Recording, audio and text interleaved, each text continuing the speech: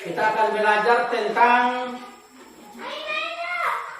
ibadah yang sejati. Apa? Ibadah yang sejati. Ya. Tadi sebelum adik-adik mendengarkan penjelasan Pak Guru, tadi kalian sudah nonton videonya. Video pembelajaran pada hari ini tentang ibadah yang sejati.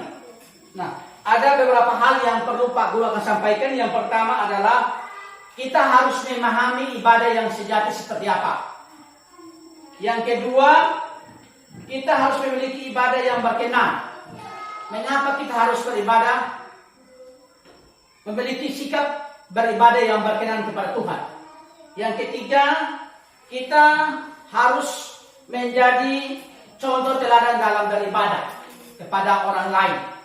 Nah, perlu kalian ketahui pada hari ini kita di papan tulis ini Pak Guru ada tempelkan beberapa gambar yang akan saya jelaskan kepada adik-adik pada hari ini. Di situ ada gambar orang angkat tangan. Udah lihat gambar itu? Nah, di gambar itu adalah ibadah yang berkenan disertai sikap hati dan perbuatan yang benar dalam aktivitas kita setiap harinya. Ya. Jadi arti ibadah itu berarti orang beribadah itu bukan ke gereja saja. Dimanapun kita berada dari pagi sampai dengan malam itu yang namanya kita beribadah. Itu dia. Aktivitas kita. Jadi mulai dari pagi sampai dengan malam itu kita harus terus bersyukur. Karena Tuhan masih berikan kita kekuatan. Tuhan masih berikan kita napas. Sehingga kita boleh melakukan tugas pekerjaan kita dari pagi, siang, dan sampai dengan malam hari. Kita masih dalam keadaan baik. Karena Tuhan yang memberi kita kesempatan untuk menikmati hidup. Oleh karena itu kita harus beribadah, mengucap syukur. Siapa yang sebelum tidur malam itu berdoa dulu? Ada? Tidak ada? Ada? Ya, angkat tangan ini. Ya, oke. Turunkan tangannya. Ya, mengapa kalian berdoa? Mengapa kalian berdoa? Ya, karena kita bersyukur. Bersyukur kepada Tuhan. Ya. Bangun pagi hari, siapa yang berdoa? Bangun pagi hari.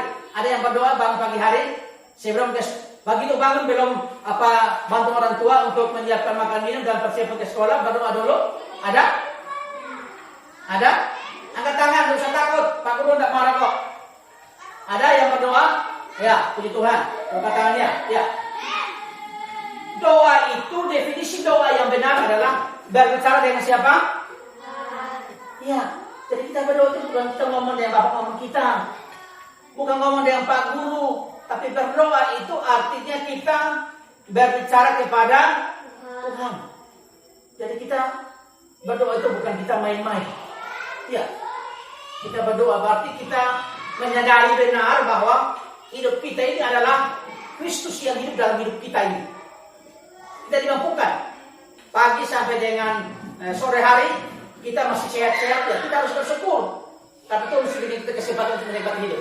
Yang kedua, di sini ya, di kitab Roma pasal 12 ayat 1, karena itu saudara, demi kemurahan Allah, aku menasihatkan kamu supaya kamu mempersembahkan tubuh sebagai persembahan yang hidup, yang kudus dan yang berkenan kepada Allah. Itu adalah ibadahmu yang sejati. Ya. Jadi ibadah yang sejati itu artinya kita mempersembahkan hidup kita ini kepada siapa? Tuhan. Hati kita, cara berbicara kita, cara berpakaian kita, orang pandang apa? Baik. Jangan berpakaian yang dipandang orang tidak baik. Ya, berpakaian dia mempersembahkan tubuh. Arti kita punya hidup ini harus dipersembahkan kepada siapa? Tuhan. Ya, kepada Tuhan. Itu ya. Ya, adik-adik perlu perhatikan ini gambar apa ini? Ini gambar orang lagi ngapain? Ya, di sini ada apa? Ibadah yang sejati pasti mengubahkan. Jadi orang yang namanya berubah Roh Kudus Tuhan bekerja di dalam hatinya, pasti ada pikiran yang positif. Pikiran yang baik. Dia pikiran yang jahat-jahat. Kalau ada yang temannya ajak dia, ayo mari kita melakukan sesuatu yang kira merugikan orang lain, maka dia bilang tidak mau. Jadi orang yang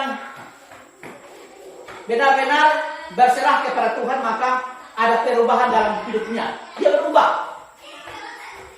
Dia tidak mau seterahkan nama orang, mau ngomong jahat dengan orang lain. Tapi dia berbicara dengan temannya yang baik-baik saja. Dia bergaul pun disukai orang. Dia juga disukai sama guru, sama ibu bapaknya disukai karena anak itu berperilaku yang baik. Ada perubahan. Ada perubahan. Ya. Berarti ada perubahan. Ya. Dilihat gambar yang kita lihat. Sukacita anak-anak beribadah di gereja. Nah, jadi ada perubahan. Di mana ada persekutuan, anak-anak berkumpul di sana. Di gereja, ibadah rumah tangga, ada ibadah ucapan syukur, ibadah karena dia ulang tahun. Ya, ulang tahun. Perlu. Ya.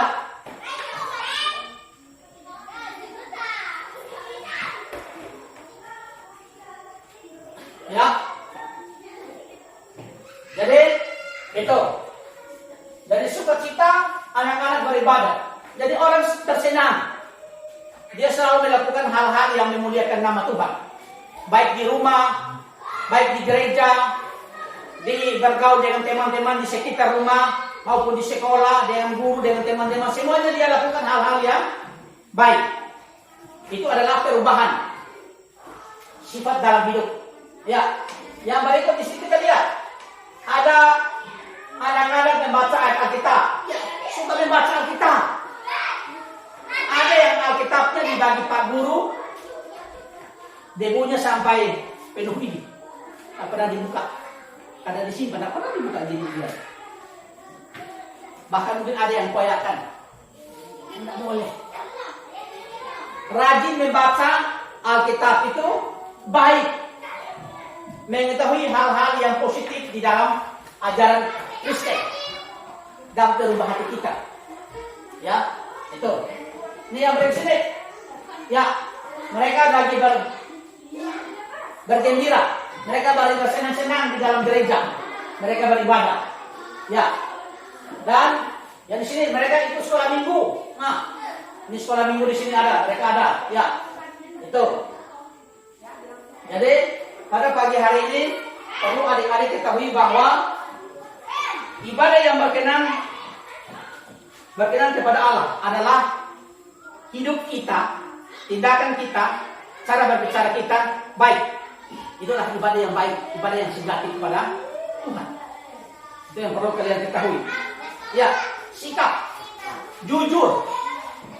Siapa yang tidak pernah jujur dengan orang tua? Ada? Di antara kalian ada yang tidak pernah jujur dengan orang tua? Ada enggak? Ada yang tidak jujur terhadap bapak mamanya di rumah? Ada? Ada pernah? Ada pernah berbohong? Tidak ada penuturan. Ya.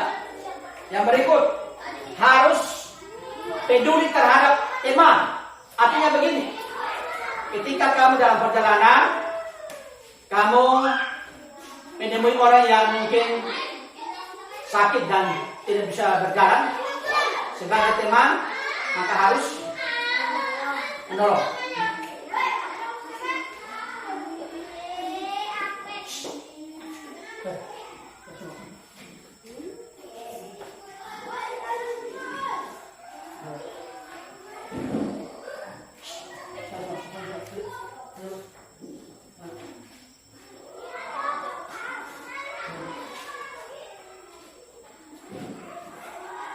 Ya, baik.